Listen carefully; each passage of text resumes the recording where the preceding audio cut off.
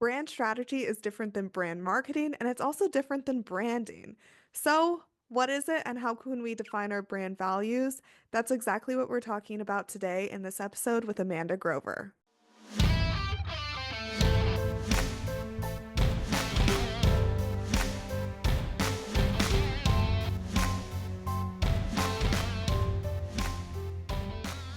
A little bit more about Amanda before we get started.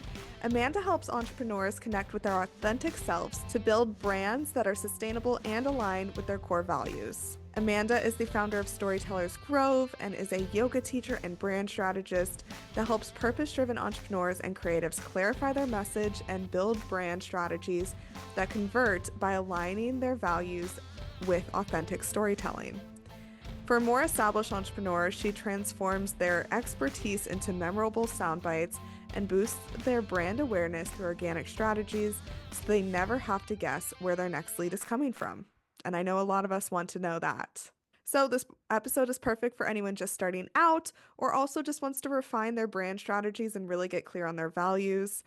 Let's dive into this episode. Hey, Amanda, thank you so much for joining me on the Employee to Boss podcast. I am so excited to be talking with you today. Thanks so much for having me, Haley. I'm so excited. I love getting to know you through CEO Society, and I'm so excited to have this chat to share with your audience. Me too. I love talking with anyone who I met in person, and we just get to know each other on a deeper level. And you get to share your amazing story with the audience. So, why don't we just get started with you sharing who you are and what you do? Yeah. So I'm Amanda Grover. I'm the founder of Storytellers Grove, and I'm a brand strategist, but also a yoga teacher. And so I really help my clients connect to themselves and learn how to articulate that with their audiences because I think that's a skill that so many people struggle with, whether they're an entrepreneur or working in a 9 to 5. I think a lot of us struggle with talking about who we are, talking about our passions, and really getting clear on what makes us unique. And I think a lot of times in business, we can really get caught in the trap of looking at what other people are doing, especially with social media. We're constantly being bombarded with all of this noise of what we should be doing and how we should be running our business. But brand strategy really comes back to who am I? How do I want to run my business? And what is sustainable for me in the long run? So I really help my clients with my yoga background kind of connect within and come from a place of true authenticity. And then with my corporate background and business background, I help people build those strategies that really help them build their business in a way that feels sustainable for the long term rather than really like chasing all of those quick wins that we often hear about on social media. Well, that's really awesome. And I love that because, yeah, like you said, so many people do kind of get stuck in that the comparison analysis and really not sure what makes them stand out. Whenever I help someone start a podcast, I ask them that, like, what is going to make your podcast different than all the other podcasts? And sometimes they don't have an answer. And then we have to do some deep searching. So tell us about your journey from employee to boss. How did you get to where you are now? Oh, yeah, that one is a long story. So I started off in public relations right out of college. I studied corporate communications in school. I really fell in love with the PR path. And so I pursued it after college. I ended up at this agency that had pretty good culture and everything. Like the people that I worked with were amazing. But I was in the financial services and B2B spaces, which I was excited about because I was like, okay, cool. This will challenge me to like learn new things and push me out of my comfort zone and maybe set me up for like a better role down the line. But I didn't have like any passion towards those topics. I thought Mm, financial literacy was super cool and like helping people take better care of their finances, but everything that had to do with like the Fed and like raising money for like startups and things like that, like it just felt so dry to me. And so over time I was getting really burnt out in the role, and I switched to a new agency, which I thought was going to be way better. But long story short, it was not what I thought it was going to be. And I ended up going back to the original agency I was at. And that was like a huge moment for me. I felt like I was going through like my quarter life crisis. I was like really questioning everything that I was doing in my life. It was also like around the pandemic. So I think a lot of people were feeling that way. And I was like, something needs to change here. I don't know what, but like something needs to change. And so from that point, I ended up working with a women's empowerment coach because during that time I was like seeing all these people running their businesses online. And I was like, that seems so cool. Like, I want to be able to do something like that, kind of branch out onto my own. But I didn't feel confident enough in myself. Like, I was too scared that, like, what if I leave the security of like a 9 to 5 and then I have to like figure out how to replace my income, and like what if that doesn't work out? Like, Mhm. all of those types of fears were coming in, just feeling like it wasn't realistic maybe. But then on the flip side of it, I kind of felt like, I've done literally everything right so far up until this point. Like, I listened to all the rules, I followed all the things people told me that would make me successful, but there was just like something missing. I was so unfulfilled, and I was really like feeling the effects of that in almost like every area of my life. Like, even with my relationship with my husband, I was like, I can't keep like acting this way because of the stress that I'm under, etc. So it was kind of like the first time in my life where I was like, okay, I need to invest in myself and figure out what I want. And so when I worked with that empowerment coach, it was like one of the first times that I really connected to what do I want, rather than, like I said, following all of those rules that like society tells you are the steps you need to take to get to success. And through that process, I unlearned a lot of beliefs that were kind of keeping me in place. And I found the courage within me to take the leap and go for something that might be scary and might be risky, but also could have the potential to pay off in a way that was 100% worth it. And so I took the leap. I left the PR agency that I was working for, but originally, when I started Storytellers Grove, I worked with them in a freelance capacity for a few months to help me kind of get adjusted and start figuring things out. And I also started working with an influencer marketing agency in a freelance capacity because something that I think is super important, and that I kind of like, even though I did have freelance roles when I started Storytellers Grove, I think it's super important to not go from like full security to like jumping right in. Mhm. Because I think Yeah. sometimes when you do that, like, you're so excited and everything, but then it's like there are so many extra steps that like need to happen before you can have like a full-fledged running perfect business. And so like just like taking the time to make sure that you have like the financial security while you're building up all of that, I think is really important. Otherwise, your efforts can come from more of a place of desperation, or kind of just like grasping at straws, trying to make things work, or feeling like you're constantly just throwing things at the wall and don't know what's sticking.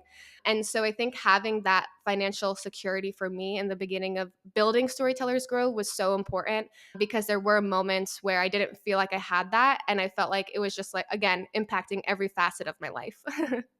Yeah, I mean, it is stressful to start your own business, and it is stressful to go out on that. And that's something that I think not enough people talk about. People try to make it seem so glamorous that like your Mhm. first year in business is going to be this easy, fun, and it is fun. I had so much fun in my first year of business, but it's not easy. No. It's really not. And it's just like it takes time, but I don't know if you know this, but I also kind of got stuck in one of those situations where I started with a company about a year or 2 into my own business. I started with them in a freelance capacity and then also got that scope creep and started working with them for a year and a half. And I left that position and went all back in on my business, and it was scary. It was not as scary as starting my business for the first time, but it is scary to give up those, like, Mhm. this money's coming in. You know that this paycheck is going to be directly deposited into your accounts every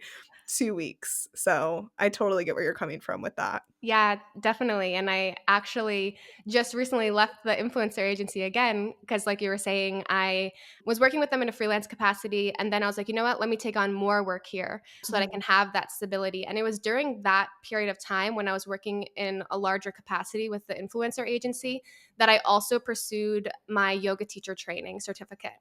And I think that was super important for me because when I was doing yoga teacher training, which is something that I obviously incorporate into my business and hope to host retreats and things like that in the future. I'm actually hosting something in February, which is like a first step towards that, which is super exciting. But anyway, I feel like having that support during that time to really focus on the yoga teacher training without like having this pressure of having to make ends meet and finding my next client was like a really great blessing.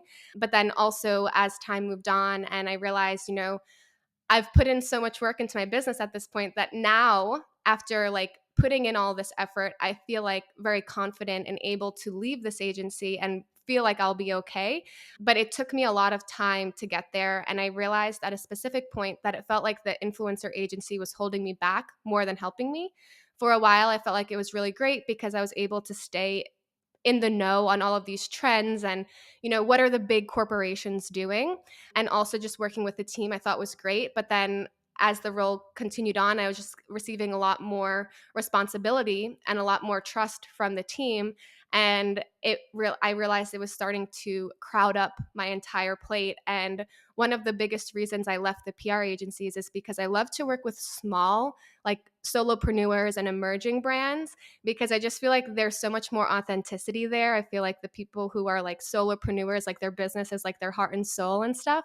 And so I really love that kind of environment. And so it was an amazing opportunity to have that income during that time to help me kind of build the foundations of my business. But now that I've kind of built all of that, it's really exciting to be able to kind of let that go and trust myself. But Mhm. in business, it's always scary, putting all of that faith into yourself and like the thoughts creeping in about like, what if? And you just kind of have to take the leap of faith and trust in Yeah, yourself and, see how it goes and course correct and pivot as needed if that's the case. that's so awesome. And I don't know if I've met anyone who's worked with a women empowerment coach on this show. Mm. So can you tell us kind of what that experience was and what drew you to that? Yeah, definitely. So the coach that I worked with, her name is Lauren Taby, and on Instagram, she's the well-being, and I love her so much. She's made like such a huge impact in my life. I don't know what I'd be doing right now if I didn't cross paths with her. Mm. But I know Lauren because we went to like elementary school together through high school, but she's a year older than me, so we didn't really like talk much, but we like followed each other on Instagram. And she started off as like a personal trainer, and then she went to Bali and did her yoga teacher training, and then kind of shifted into more like feminine energetic coaching. And so I had been following her online, like I said, during that period where I was wishing that I could go do something like I was seeing online. And I got to a point where I was just questioning everything. I actually read a book called U-Turn by Ashley Stahl, and it's a book about like kind of like figuring out what you want to do if you feel stuck in your career. And so like I read that book, and it had a lot of spirituality infused in there, like synchronicities and all of that. It was like talking about. And so I was like, you know what? I'm just gonna reach out to Lauren and like ask her for like some advice, ask her like how she started doing all of this stuff and like if she would have like anything to share with me. And when I reached out to her asking her that question and telling her how I felt in my career, she was like, "Oh, like I'm actually hosting this 4-month container. It's called Embodied, and we're gonna be like moving through different feminine archetypes. This is the way that I'm working with people right now. Like, if you're interested, I can share more details. And at that point, I wasn't necessarily like looking to invest in a full container with her, but I knew that she had something that I wanted. And so I wanted to like get that information. And as soon as she sent the details of the program, it was probably like maybe like $2,500 for this like 4-month program. And I remember like having that hesitation in terms of like the price, being like, am I going to really spend that much money on myself right now? And then I was like, you know what? No, I'm just going to go for it. Like I said, I feel like I've done everything right up until this point. Like I deserve to like, invest in myself. And so I spent the money on that program, and it ended up being like such an incredible experience. We went through like the Maiden, which was all about adopting a beginner's mindset. We also then went through like the Wild Woman, which is kind of like unleashing our desires and kind of like untamed kind of energy. We also spoke about the seductress and using like our feminine magnetism to like attract things to us rather than constantly feeling like we have to go force and chase and dominate. And then the last one was the Wise Woman. And it was about kind of like we did a lot of meditations and really were like focusing on like tuning in to ourselves and like following our inner wise woman. And so that Mm. was like an amazing experience. And during that program that I was in, Lauren actually hosted a retreat in Costa Rica as well, which I went on, which was also super amazing. And I like cried so much on that trip. Like I just had this feeling Yeah. inside of me that like I was exactly where I was supposed to be like for the first time ever. And it was just really cool. And I think it's really funny too, because when I was in Costa Rica on that trip, my roommate actually said to me that she could see me becoming a yoga teacher. And I was like, me? No, like, cause this is like the complete like beginning of my yoga journey even. And so I was like, "I'm not flexible, like, I'm not graceful, like, what are you talking about? Like, how do you see that?" And then, like, flash forward to today, like, I am a yoga teacher and I did go after that, and I just think it's, like, really funny how all of those things kind of, like, led me to where I am now, and I, again, I'm so grateful for Laura, and it was an incredible experience, and if you're interested in learning more about what she does, you can go check her out on Instagram. Yeah, I'll definitely put her link in the show notes under the resources section, but that's so cool. And like you said, isn't it so funny how all of these things lead up to, and we're not even done. We're still in like the beginning of our businesses and we're just getting started with our careers really. So it's so cool to see what's happened so far and like what is going to happen? Who knows? We're going to keep meeting cool people and having cool experiences. And that is just so exciting to me. Also a little bit scary, but mostly exciting. Yes, I feel that way too. It's just, like, funny because life is so long, and I feel like business is, like, a long game as well, and so Mhm. that's something that I really love about brand strategy is thinking about how can we make it sustainable to have that kind of security in our Yeah. business and to know that, we can trust the actions that we're taking and the steps that we're taking. And obviously, life has its own twists and turns that it likes to throw at Yep. us, which is another reason why I like to use like the yoga aspect as well to kind of ground during those moments, because that's something that's been so powerful for me is just learning the tools to regulate. Because, like you said, running a business is hard. It's like a lot, and you have to trust yourself. And so really knowing, okay, like I'm okay right now, like even though like I might feel like I'm freaking out, like I can go and take some time to pause, clear my mind, and like think about what's the next step that I can take to get me to where I want to be, rather than kind of living in this like frantic state.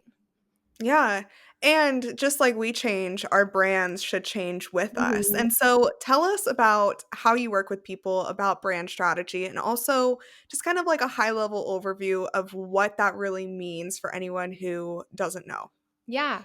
So the way that I work with people with brand strategy is two ways really. So the I have one package that's called the North Star package, and so that program is really about getting very clear on your values, your ideal client, your messaging, what strategies you want to use or what platforms you want to use to spread your message, because there's various different channels that you can use. Like I think everyone thinks immediately of social media these days because like everyone's on social media, but like prior to social media, people were blogging, people were using flyers and billboards and all of those different types of things. And even like podcasts is another option compared to social media.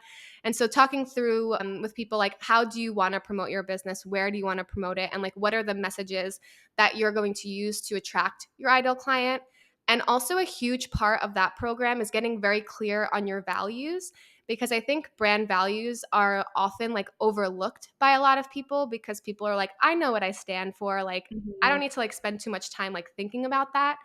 But I think when you get very clear on your brand values and what you stand for, it allows you to also get like very clear on your ideal client, because I think a lot of times people, when they think about their ideal client, they're trying to create like this fictional character in their head, because sometimes like people are like, oh, like envision them, like what do they look like what's their day to day like all of these things that they tell you to think about. And then so like you're in your head, you're like spinning your wheels trying to think about, okay, what is this person doing? But then you like overthink all the tiny details, when really I think at the end of the day, your ideal client is someone who's going to value the same things as you and have similar goals and interests as you. So if you get really clear on what you value, it really brings lot of clarity to, your ideal client, which you may have been searching for like externally, but it really brings it back to you and you can find it within. So that's like the North Star package. And that's usually for, newer entrepreneurs who are trying to like get everything started. Or it could be for someone who's looking to do a rebrand. We can kind of work through all of those details. And then another way that I work with people is through a strategic visibility package. And so that includes, this is usually for more established entrepreneurs who want to go on to guest who want to guest on podcasts or get speaking engagements, and maybe one day have like a TED talk, and like building the brand so that you can down the line secure opportunities like that. And so I help people with messaging strategies, really getting clear on like what they want to share, in front of what audiences do you want to share it, and then we can create a strategy where it's like, okay, mapping out all the talking points that you want to bring to maybe a podcast host who has an audience that aligns with your ideal community. And then also, as part of my like PR life, I did a lot of media trainings with like executives for things like for TV features like on Fox or CNN. And so I also kind of include in that visibility package those media training exercises to help people get comfortable sharing their message and really articulate it in a memorable way so that people, when they first hear about you, they're like, oh, wow, that was like so interesting. I never thought of it that way before.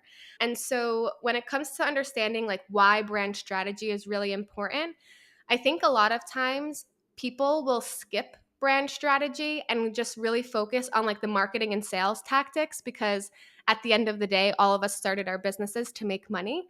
But Hmm. the brand awareness part of the marketing funnel is like that top of funnel strategy. And that is what really brings people like brings new eyes onto your brand and get you can move them through that funnel. And I think a lot of times when people don't have like a clear strategy for like how they're going to move people through the funnel, they can feel like they need to keep throwing things at the wall. They need to like keep hustling for those quick wins rather than having that overarching strategy that like brings new eyes to your page consistently and helps you reach new people without having to feel like you have to be everywhere doing everything all the time. Yeah, brand strategy is different than brand marketing, and it's also different than branding. And I think this is all, Mhm. important all in one. And so it sounds like what you help them with is figure out, just to recap, like exactly what their values are so then they can talk to that and create content around that. And, if you land on someone's Instagram page or podcast and they talk about 10 different topics, you don't know what they really stand for, you don't know what they're selling, you don't know what they're all about. So it sounds like what you're helping is really helping them figure out what to post, what to talk about, that will make them money, but also make it a business that's aligned with them. A lot of us can kind of be stuck in these businesses that we started for money. And then we're like, do we really care about this? And, thankfully that's neither you or I, but I see that a lot in this industry. And then a rebrand has to happen and kind of Mhm. like relearning. So, yeah, I think that's really great.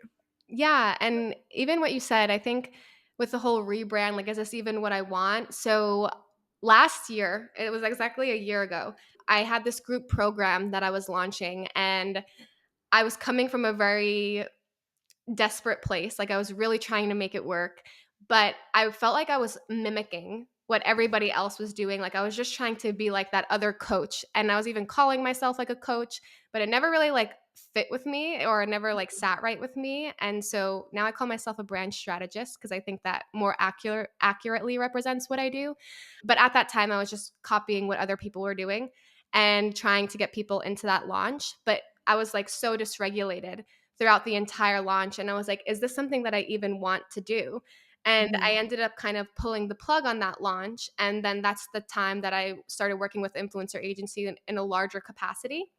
And I just like really needed to take a pause during that time and like reevaluate like what am I doing and how can I make it more authentic to myself because it really didn't feel like it was me. It felt like I was just trying to like copy what other people are doing to make money. And I think one of the biggest takeaways from that experience was taking time off of social media. Like I canceled Mm. the launch, I deleted the app off of my phone for like a whole month. And like I just didn't go on social media for a month. And I think it was during that time that I was finally able to like hear my own creative voice again for the first time in a while because I didn't have all of those voices in my head telling me what I should do, like all these like tips and tricks that you see on Instagram all the time, like you feel like you're falling behind if you haven't implemented all of them and all of that. And so that was like another huge thing that was weighing on me. And so kind of taking the time and again to tune into myself and like hear my own voice for the first time is what really allowed me to turn things around where a year ago I was dealing with like a launch that was freaking me out. Yeah. And today I'm like in a way more like regulated position, like leaving that agency after taking that time to like really center Mhm. and refocus. And now I feel like I'm in a better place where I can, take my business full time again. And so I think it's also really important to kind of be honest with yourself about like how you're running your business, and is this actually how you want to run it, or are you just doing it because you feel like you have to do it that way? And again, maybe taking some breaks from social media. Yeah, well, good for you, and I'm sure that though that experience, you can help your clients kind of realize if their offer is even something that they want to be doing or what they should be doing instead. And, what are some ways that we can figure out our brand values? For anyone who hasn't done any brand strategy work, I'd love to hear some advice for them. Yeah. So I'll give you an example of one of my brand values. So, one of my brand values is community over competition. And I think it's natural as human to sometimes, see someone who you view as a competitor and get like a little ping of jealousy or something if you're like, it's like the comparisonitis that we were talking about earlier, Mhm. like Yeah. seeing other people doing things and then you being like, oh, I want that or something. And so, one of my guiding values is community over competition. And I think having that written down really helps me also like make business decisions. So if I'm launching my podcast and I'm having people on my show who technically could be like a competitor to me, And so thinking about like, am I like spotlighting somebody else's work? Will that take business away from me? But it brings me back to one of my main values of community over competition, because by having these conversations with people who might be my competitor, like, yes, it might like introduce someone to from my audience to someone else, but maybe that person wouldn't have wanted to work with me anyway, and maybe that other person was just like a better fit for them, because again it comes down to that authenticity and like who can make that connection based on the person, and are they a right fit and what are they looking for. And so I think that can having your values written down can really help in those moments and call you higher rather than Mhm. letting you stay in those like little petty areas, like being like, no, this is what I stand for, so I'm going to like embody that and I'm going to actually live by my values. Um and so I think when you're trying to figure out your own values, I usually like will ask a bunch of questions throughout the call to kind of dig into them. But I think I would just sit with yourself and think about, what are the things that I really stand for in my life and in my business? Like, what are the things that I won't compromise on? What is like the type of world I'm trying to build through my work? And like, what's the movement that I'm trying to create? Because, like, another example of one of my values is trying to create like a ripple effect outward. So, also, again, like embodying like the highest version of myself and, thinking about other people, like not only thinking about myself, like really caring for others and creating that ripple effect outward, so that by me being completely myself, it gives somebody else permission to be completely themselves. And so I think, again, when it comes to like those human moments where you get pulled down into those like tougher emotions or things like that, you can kind of come back to your values and be like, no, this is like how I'm operating my business. This is how I want to show up. And it also helps you get clarity on what to share online versus what not to share. So like if you say something online and then you feel a little bit anxious about it after, but like it falls in line with one of your core values, then you can kind of let it melt off of you a little bit and not Yeah. overthink it as much. Because if you're talking or about one of your main values or embodying one of your main values, that's what's going to attract the people that actually resonate with you and that you actually resonate with. So it helps you to like stop overthinking those things when you're like, should I have said that? Should I have not said that? It's like, well, the person that you're trying to call in will get it. And if there's someone who Yeah. doesn't get it, then that's okay. Right, it's not for them, and I love that. I have a client whose mission in life is to impact the lives of 1 million women. And so what she does is obviously her coaching, but she has a free podcast. She does free speaking engagement. She gives free calls, all these things, and that all feeds into her main value of Mhm. impacting the lives of 1 million women. So I love that example. So values are just one part of a brand strategy, and it seems like that's kind of like the core element, correct? I would say it's the best place to start because it Yeah. unlocks so much. Like I recently had a values call with one of my clients, and she like has not stopped talking about it since. She was like, "Oh my god, like that has like unlocked so much in me. Like it's Aw. just made everything super clear." And Yeah. I think like getting all of that kind of stuff down on paper, like your values, your messaging strategy and stuff, It also helps when you're going to create like a website and things like that, because I also Mhm. help my clients do that. And when your copy is coming from the foundation that you lay, it's like way easier to include all of the elements that you would want to have on a homepage or an about page or something. Because I think sometimes when people sit down to write an about page or a homepage, they start looking at a bunch of other competitor websites to see, okay, like what do they have here? And then they're like, okay, like I need to have this, I need to have that. And then they try to write it themselves, but they're like, oh, I can't think of anything because like the only thing that's coming into my head is like what I just read on the competitor's website. And Ye I can't think of anything that's that good. So, like, what am I going to do?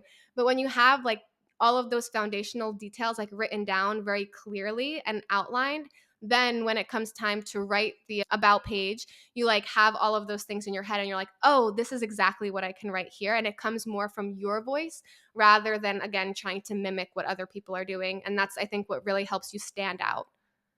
Yeah, I love that, and I totally agree with that.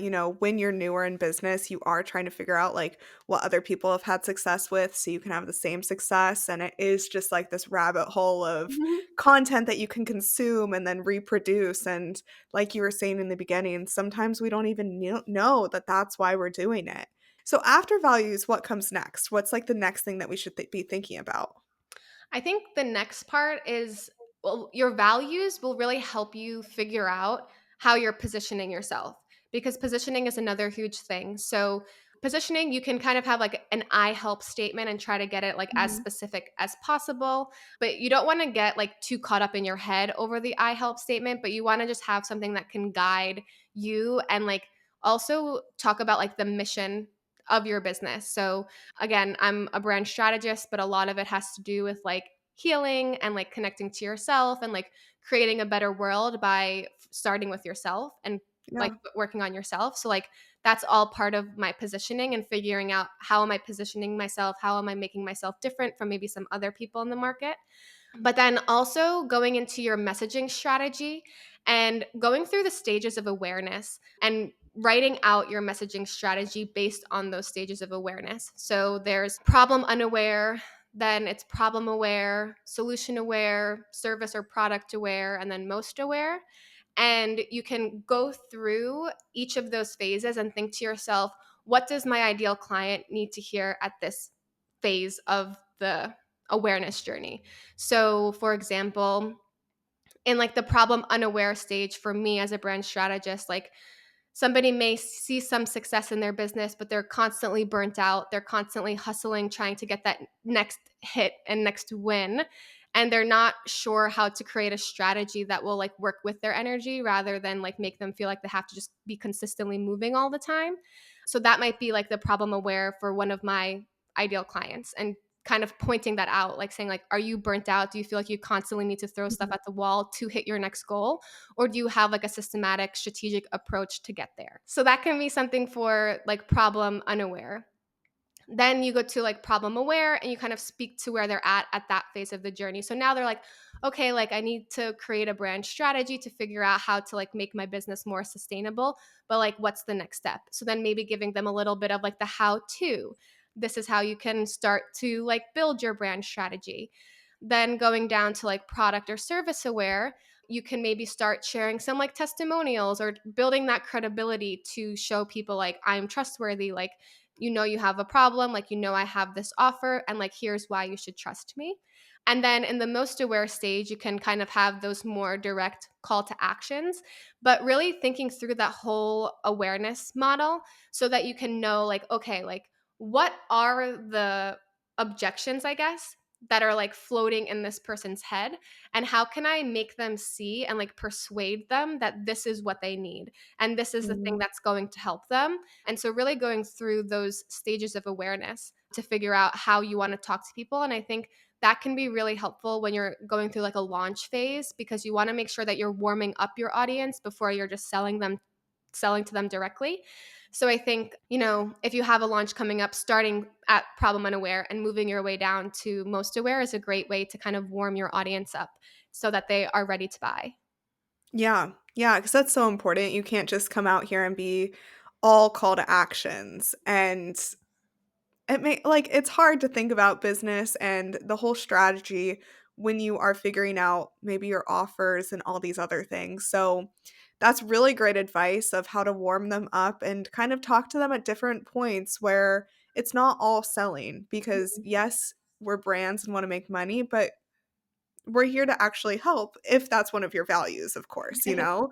So I really love that. And I think that those two steps are a great area for any business owner to get started on the values and then the awareness of how you're going to position yourself. So I really appreciate you sharing those. For anyone who is, like I mentioned, just getting started and is trying to figure out all of these things, do you have any resources that they can download to get started with these? Yes, I actually have a freebie. It's called Brands Built to Last, and I can share that with you if you wanna include it in the show notes, and people can grab that if they're interested in taking a look and working through that. Yeah, I would love that, and because I do think it's easy to write it all down and see it on paper. Of course, different people envision things different ways, but for me, I love seeing it all laid out in front of me, and honestly, I think at any stage of business, it's good to go back to your values and see if you are even touching on those. I have a business coach, and she just put out a podcast episode where she went on a business retreat and redid the entire structure of her values. Now they stayed the same. Of course, they're still like the main overarching values that she's always had, but the way that she was talking to them for the past, I don't know, 2, 3 years isn't how she wants to talk about them anymore. She realized that that was how she felt then, but like the way her business has evolved, so have her values. And so even, hitting 7 figures like she did, there's always times that you need to go back and reevaluate. Yes, definitely. And one thing that I love about branding too is it can really evolve and shift over Mhm. time. Like I feel like, you're probably always going to be like making updates to your website because your brand is just growing all the time. And I think, another value of mine is authenticity. And I think authenticity is really understanding like it's okay to change your mind, and Mhm. even if you like stood for something in the past and now you're like, oh wait, like I've lived more and now I'm like, maybe that doesn't resonate with me, like maybe I'll change that. And like a piece of advice I got when I started out was like going through your feed every once in a while too, and maybe even just like clearing out some of the old posts that just don't feel like a reflection of you anymore. And I think that's also good because a lot of times, like again, nothing is like really permanent. You can always kind of like archive some things and change the way that you're showing up online. And something else I just wanted to throw in because you said earlier, like not wanting to be like just call to actions all the time. Yeah. Something that I love about storytelling marketing is it's different than usual like marketing speak. And I think the areas where it really differs from traditional sales and marketing tactics is when you want to write a hook in like a storytelling format, you want to open a curiosity loop. So you want to say something that sparks curiosity and kind of starts telling a story rather than being like, do you feel burnt out all the time? Like switching it Yeah. to like writing a story basically about someone feeling like burnt out and kind of like opening up that curiosity so they want to read more.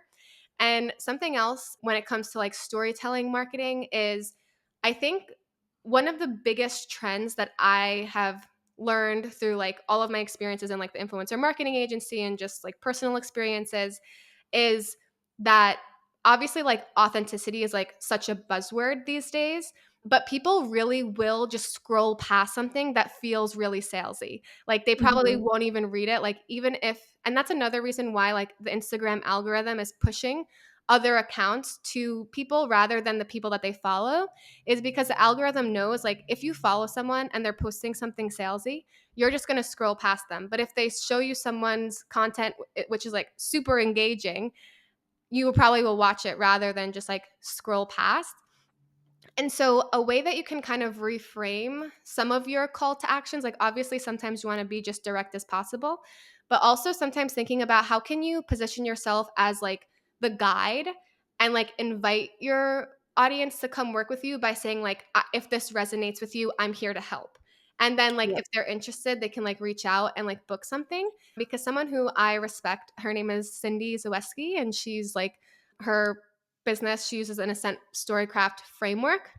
And she gave me that advice of, positioning yourself as that guide and then allowing your audience to do a little bit of the work because she was saying how sometimes people they don't want to be told exactly what to do, so Mhm. kind of like giving them that space to be like, "You know what? Like, yeah, I'll go reach out to her actually. Like I do this does resonate with me. I Yeah. do need help. So let me go ask."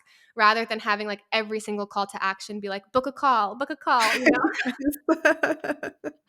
Totally. Oh my gosh, that's a really great example. You've shared so many great examples for the listeners to really take from today. So I appreciate you really getting into like what brand strategy is and how we can make our brands more strategic and aligned with us. One thing that you just did that I want to chat about really quickly is you are launching a podcast. And by the time that this episode comes out, you will have launched. So please tell us about it and what's it called, what it's about, why you started it. Yeah. So I'm really excited for my podcast. That was kind of part of the whole like rebrand that I went through, like starting a year ago when I was like, this is not me, trying to like figure out where I wanted to go from there. So it's been a long time coming and it's going to be launching on September 18th. And I decided to name it Storytellers Grove. I was debating if I was going to name it something else and like create a whole new social media page for it and everything. But then I realized, I should keep the brand consistency with Storytellers Grove rather than having to manage two completely separate brands. It might just Mhm. like confuse people and just like add more work onto my plate. So I decided to keep it Storytellers Grove, which I'm also excited about because I was able to kind of like incorporate those brand themes in my podcast as well. So I think keeping the consistency was a great idea. And the podcast itself will really be focused on brand strategy. So, talking about a lot of the topics that we've spoken about here today, but also like I'm super into feminine energetics, you know, anything to do with like nervous system regulation because I think that's like so important and so foundational to doing anything in your life. And so it's going to be a blend of guest episodes. I'll have some people come in who I just think are amazing and cool and would love to share those conversations with my audience. And then I will also have, I think it'll be about 2 guest episodes per month and 2 solo episodes. And so, with the solo episodes, within the first 7 months of the podcast being launched, I'm going to be doing like a chakra series.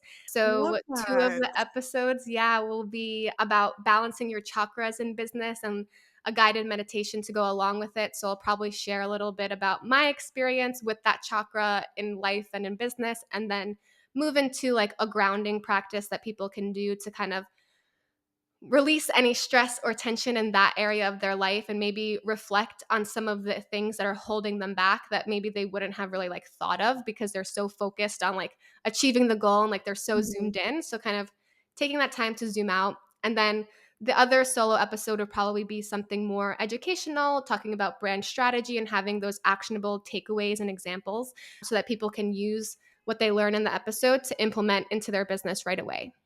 Very cool. Definitely is reflective of you and all the different sides of your interests and business. So, congrats on launching. And I cannot wait to tune in. And I'll put the link in the show notes so everyone can come and leave you a positive 5-star review and listen to an episode as well. Thank you so much. And yeah, I think, like you said, a lot of times we have so many different interests that we want to talk about, but we don't want to confuse our audience. So I think the Mhm. most important thing too with brand strategy is finding that through line, finding how do all of my interests connect with my overall purpose and mission. And so, obviously, like I'm a brand strategist, but also a yoga teacher, but I also a lot of times like emphasize how those areas connect and how they can really help each other. So I think if you have a lot of passions that you want to speak about, don't feel like you can't speak about them because that's what will attract the right people. But figuring out like how do I make all of this like cohesive? Yeah. Yeah, I love that. That's such a good way to put it together and a great way to wrap up this episode as well. So, Amanda, the last question that I ask all of my guests is for you to share 3 action steps for the audience to take that they can do this week to move forward in their business or brand strategy.